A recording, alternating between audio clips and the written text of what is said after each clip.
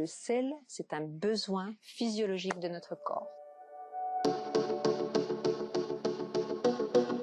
Je pense que le premier effet dont on va parler, c'est l'effet confort, l'effet agréable. Le sel, tout comme le sucre, a cet effet extrêmement réconfortant.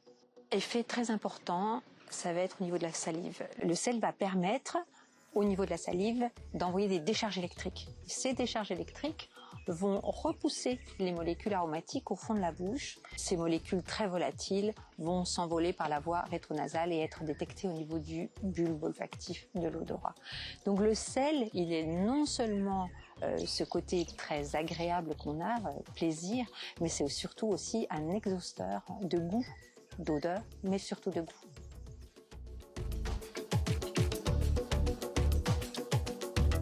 Le sel, c'est un besoin physiologique de notre corps.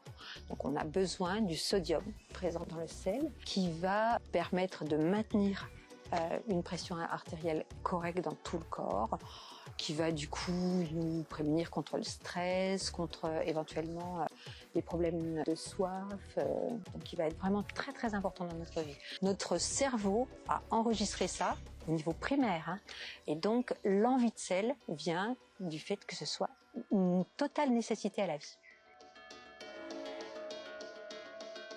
Effet très important.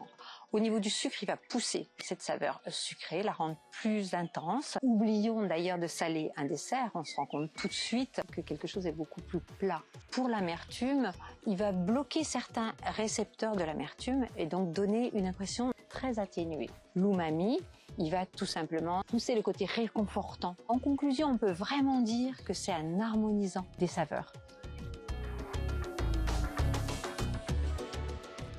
Il va avoir un effet sur la texture des aliments, effectivement, à travers la production de salive.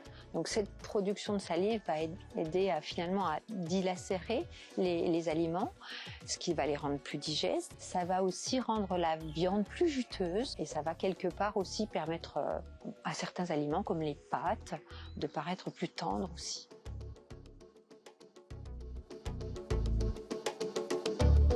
En général, quand on utilise un sel fin, c'est un sel qui est totalement appauvri en nutriments. Alors que là, au départ, on a un sel de grande qualité, riche en oligo-éléments et autres nutriments, qu'on va réduire nous-mêmes en poudre, en glace. Ça va nous permettre d'en mettre très peu sur nos aliments, mais d'une grande qualité.